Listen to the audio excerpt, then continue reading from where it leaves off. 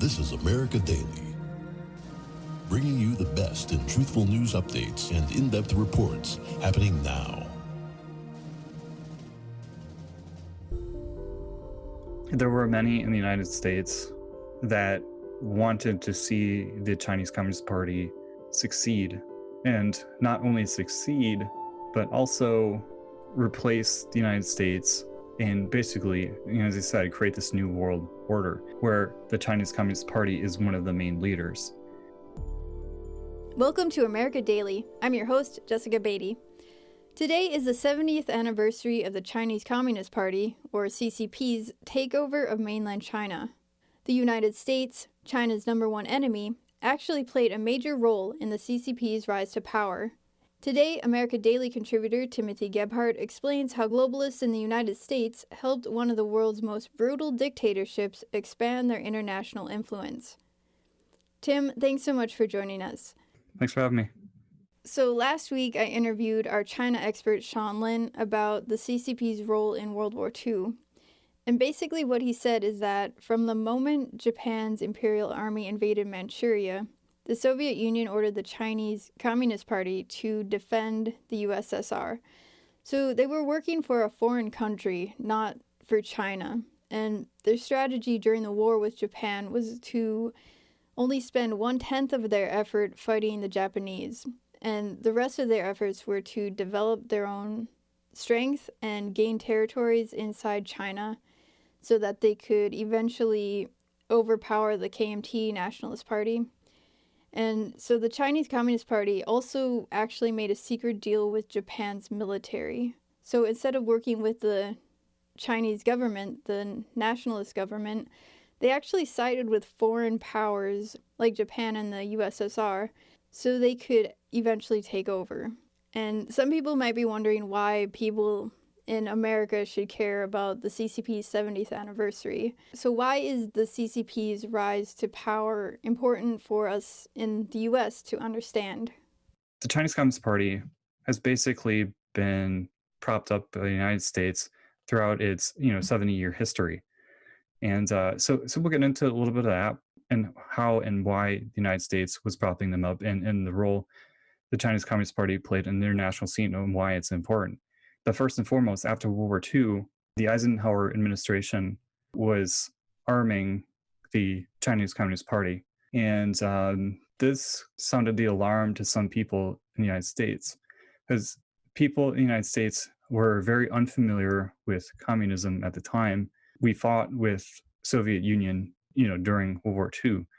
So at that moment, we were still seeing them as allies in the struggle against, Nazi Germany and Imperial Japan.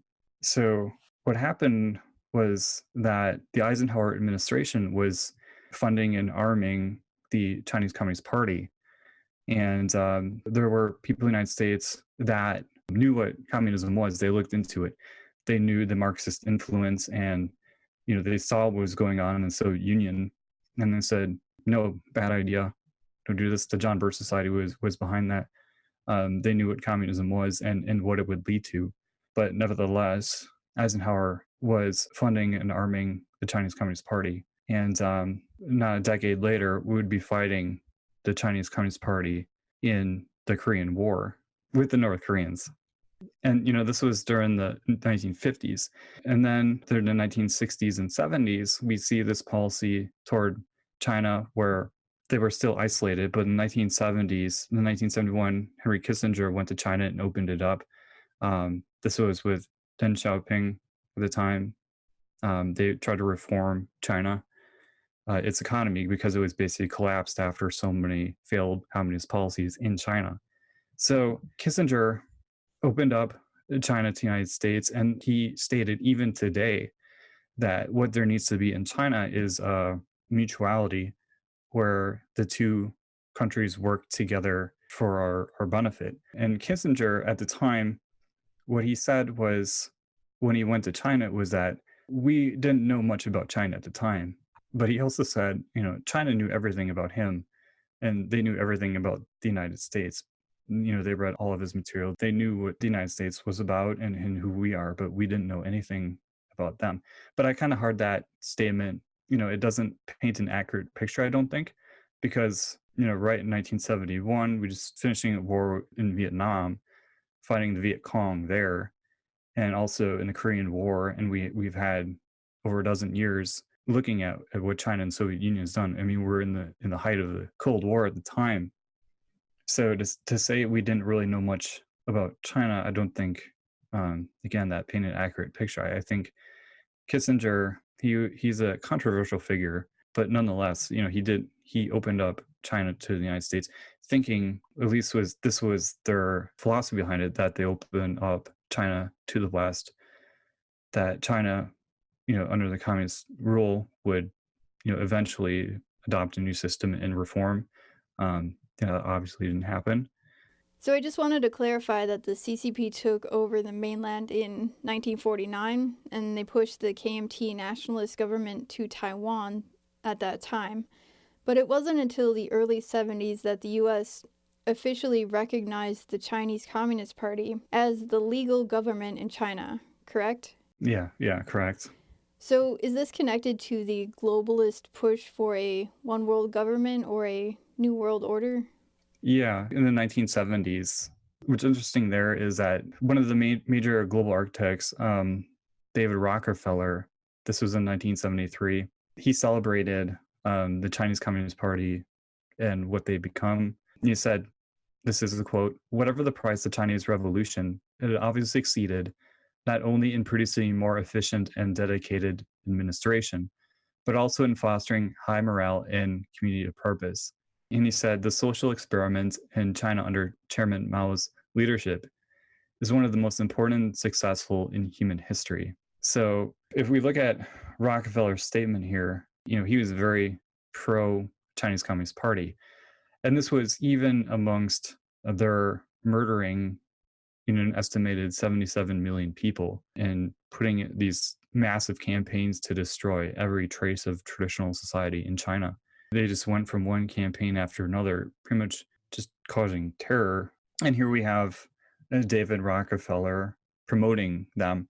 And we see this, and this is a theme we're going to be repeating here, that there were many in the United States that wanted to see the Chinese Communist Party succeed, and not only succeed, but also replace the United States and basically, as I said, create this new world order where the Chinese Communist Party is one of the main leaders. And so then we start getting into the United Nations, and this is a major topic that it's very in depth. But when we're talking about the United Nations, it was basically a Soviet, at least how they saw it, it was their project. So what the United Nations purpose was to create a world government under Marxism. I'm sure you're familiar with George Soros, as I just mentioned, Rockefeller. A lot of these people had a lot of influence in wealth, and they were pushing this globalist Marxist movement. So there's a lot of power, money behind this. And, the George Bush Sr. and Jr., a lot of their policies had the markings of globalist influence in them. And, especially the Obama administration and the Clintons, they were trying to prop up the Chinese Communist Party in the United Nations. It sounds hard to believe, but we can get into it a little bit, and there's a lot of examples. So, for example, in the 1990s, President Bill Clinton made sure that Beijing had access to America's most sensitive military secrets and technology. I'm familiar with Chinagate. He was supplying the Chinese Communist Party with, again, these sensitive military secrets and technology. And a lot of U.S. officials were absolutely outraged. And this was right on, the heels of the Tiananmen Square massacre. And so why would Bill Clinton be propping up the Chinese Communist Party? Let's go to Obama too, because Obama was very heavily involved in trying to prop up the Chinese Communist Party. And one of his biggest allies was George Soros. He was a financier of Obama in 2009. he basically stated they want the regime in mainland China to own what he was referring to as the New World Order. And this was a statement he made in the Financial Times. And also, he stated they have now got to accept responsibility for world order and the interests of other peoples as well. And that was George Soros saying, today China has not only a more vigorous economy, but actually a better functioning government, the United States. I think you really need to bring China into the creation of the New World Order. And this is what George Soros was telling Obama. I think you need a New World Order that China has to be a part of in the process of creating it. Then they have to buy in. They have to own it in the same way as the United States owns the current order. So here we see that they want to replace the U.S. as the leader in the international community to the Chinese Communist Party. And why they would do that is because the Chinese Communist Party is Marxist, and the globalists, they are also Marxists at their core. George Soros, Rockefeller, you take the Obamas, Clintons, their influence is basically Marxist ideology. Obama, he was heavily influenced by Saul Alinsky, and Clinton too as well. I think she wrote her thesis on Saul Alinsky. To give you an idea of who Saul Alinsky is, he wrote The Rules for Radicals. And what's very interesting in this book is that it's an ode to Lucifer. I find it very, very strange. I actually got the quote right here. It says, this is, The Rules for Radicals, written by Saul Alinsky. Lest we forget at least an over-the-shoulder acknowledgement to the very first radical from all our legends, mythology, and history, and who is to know where mythology leaves off and history begins, or which is which. The first radical known to man who rebelled against the establishment and did so effectively that he at least won his own kingdom, Lucifer. And that's so crazy. When I first heard about that, you can't make this stuff up, right?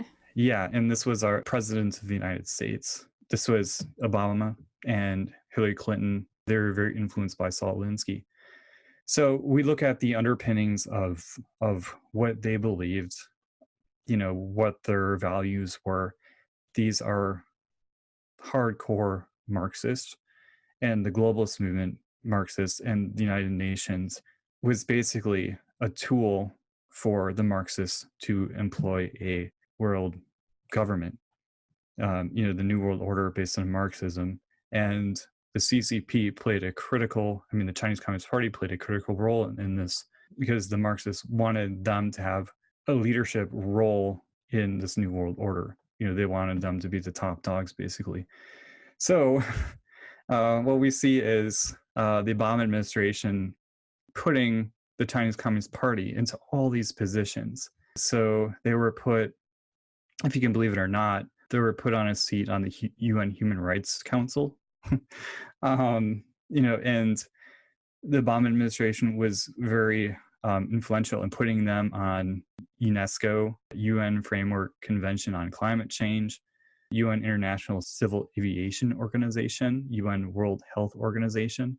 They're part of the International Telecommunications Union, which is very scary, UN Industrial Development Organization. So they were put into all these major positions by the Obama administration. Again, you keep repeating this, to create a basically New World Order where the CCP is now in control. And what they were doing in the United States, they were rolling back the military. So the United States couldn't play a key role any way they could. They were basically putting the United States into a planned decline.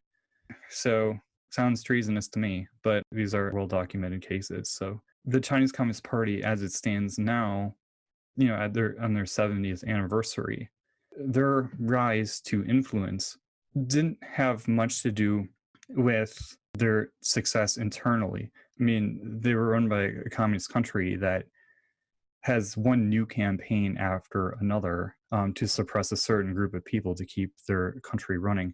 If you go back to Saul Alinsky, in that quote, I was talking about struggle.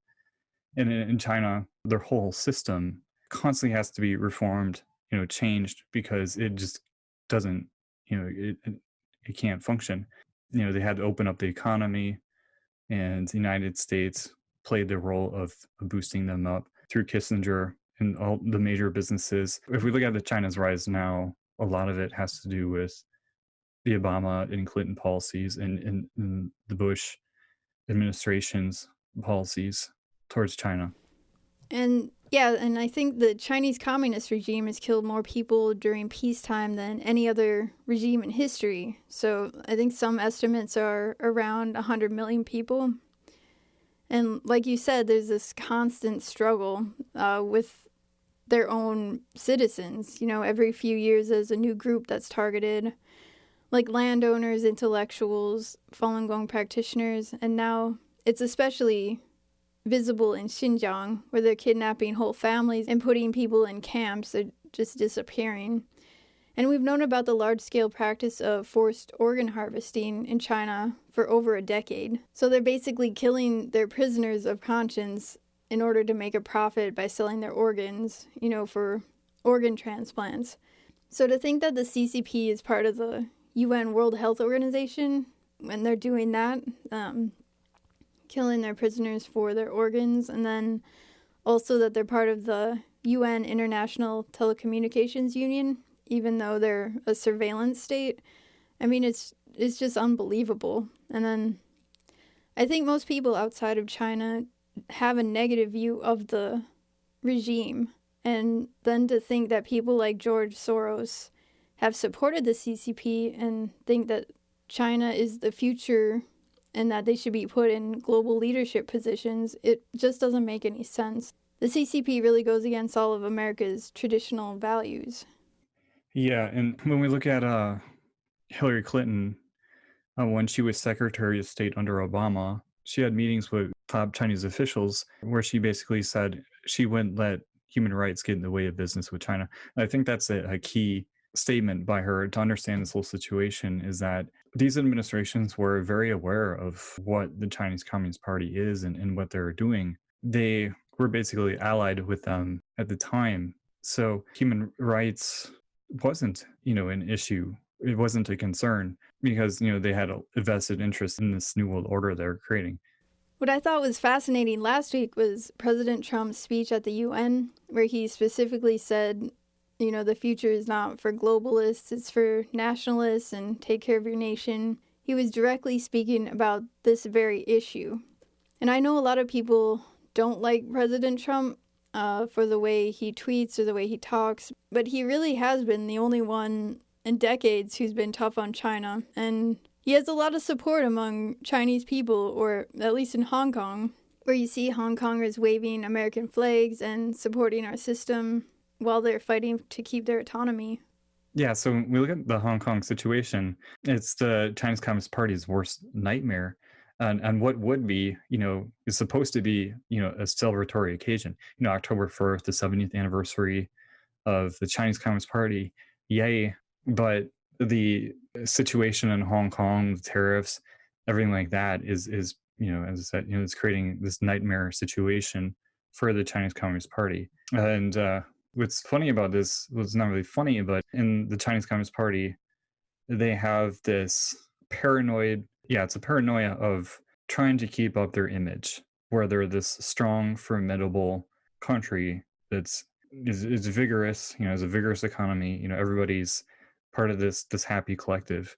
And, this is a 24/7 propaganda narrative they put out to the people within China, Chinese citizens, through their propaganda agency, saying we're infallible, we're the greatest, best, glorious thing. And when that is so malign because of, the Hong Kong protests and their weakening economy, the Chinese people, what they fear the most, the Chinese communist rulers, is that once the CCP is showing these cracks of weakness, that the Chinese citizens are going to stand up. I mean, they already have in many ways. I think there's over 10,000 protests a year going on within mainland China. A lot of them obviously quelled, by force. But once these Chinese citizens see, the resistance the Hong Kong protesters are putting up, and that the international community, with Trump's policies, that we're behind the Chinese citizens, we're taking a stand against this brutal regime, that's going to give them a lot of courage and a lot of confidence. So going into the 70th anniversary of the CCP, the Chinese Communist Party's takeover of China, things are basically on a massive decline for them, to where it's not about asserting influence. Just a few years ago, even last year, they're talking about the Belt and Road Initiative. They're losing a lot of steam to put that in place because their capital isn't there anymore. They're running into this massive debt bubble. So a lot of the resources and everything aren't being expended anymore on these international projects they have to expand their influence. They're contracting. And then Chinese citizens, the international community is going to step in, and they're just going to put more and more pressure on the CCP, which will give rise to investigations into their human rights abuses and what is actually going on behind the scenes. I think we're going to be seeing a lot of this come out to the surface, especially with the Obama-Clinton influence that they had with the CCP and propping them up, and what went on behind the scenes there. A lot of this stuff is going to come to light, and people are going to be horrified by what leadership in this country were actually trying to do and what they were a part of. Oh yeah, and the Chinese Communist Party, they released a document as document number 9. And this was basically, you can look it up, but it's a statement within the CCP. It outlined the 7 threats to the party's control. You can go online and look at it, but it basically states Western constitutional democracy. That's one of its first threats to the party's control. So when I read these, you can kind of see their thinking here. Human rights is the second one. Pro-market neoliberalism, Western-inspired ideas of media independence and civic participation. So these, they said, themselves are the greatest threats they face, which is talking about free, independent media. And so that's what's so striking about this.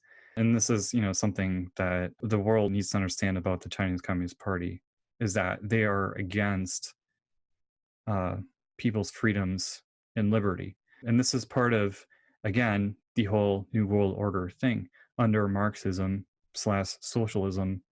So when these young kids, when they think socialism is cool, you can refer them, to this document number 9, look it up online. And this is what the CCP is against. What socialism basically are against is, these policies that are ideas that promote freedom of the individual, personal responsibility. Marxists want the state to run everything. In previous episodes, we talked about, how Marxism basically wants to turn people into animals, things like that. So, as more people become aware of this, they're going to kind of see socialism, Marxism in a different light, hopefully, and then they'll have a good understanding of why these policymakers are putting forth what they are, like the Obama administration, what they were trying to do, the Clinton administration, what exactly they had in mind. We're talking about Saul Alinsky, the hardcore communist. What were their goals? And so, on the 70th anniversary of the Chinese Communist Party's takeover of China, this, it's a good time to reflect. What has China done on the international scene? They're the worst polluter by far than any other country. They have cancer cities. Their industries just dump their pollutants right into the water. There's just massive environmental degradation. And a lot of these free world countries, such as the United States, it's the exact opposite. So we do have issues, problems, but nowhere near that of the Chinese Communist Party and a lot of countries like Russia, where the environmental degradation is out of control. And, what they're promoting is basically totalitarianism. They're promoting ideologies that reduce people to nothing but animals. So, on the 70th anniversary of the Chinese Communist Party's takeover of, China, we can kind of reflect back and say, well, what has the Chinese Communist Party given us in these last 70 years? So we can think about that and reflect on it. Yeah, like how the globalists think China should be in charge of the New World Order. I mean, we should really be thinking about whether that's a good idea or not, because we can see what's happening in China. I mean, is that what we want to happen here or in the rest of the world? So it is frightening. And if you don't believe there's a push to make China the global leader, you just have to take a look at the UN's Framework Convention on Climate Change. I mean, China is one of the most polluted nations. And despite that, the former UN Climate Change Executive Secretary said that the CCP was, quote, doing it right when it comes to fighting climate change. And she told Bloomberg that the CCP is able to implement the UN's climate plans more efficiently because they don't have legislative hurdles. So it doesn't seem to me like the UN is that concerned about the environment if they're saying China is doing such a great job with it. A lot of people criticized the president for skipping the Global Climate Change Summit last week in order to host the Religious Freedom event. But in 2017, when President Trump announced the U.S. would leave the Paris Climate Accord, he said that the accord was, quote, less about the climate and more about other countries gaining a financial advantage over the United States. So maybe he's right, you know. I think if you see what's going on with China and then the UN kind of just turning a blind eye, then I think it actually makes a lot of sense. Well, Tim, thanks for joining us. Thanks for having me. Today, we'll leave you with President Trump's remarks to the UN General Assembly. Once again, I'm Jessica Beatty. Thanks for listening to America Daily. Take care. Looking around and all over this large, magnificent planet, the truth is plain to see. If you want freedom, take pride in your country. If you want democracy, hold on to your sovereignty. And if you want peace, love your nation. Wise leaders always put the good of their own people and their own country first. The future does not belong to globalists. The future belongs to patriots. The future belongs to sovereign and independent nations who protect their citizens, respect their neighbors, and honor the differences that make each country special and unique. It is why we in the United States have embarked on an exciting program of national renewal. In everything we do, we are focused on empowering the dreams and aspirations of our citizens.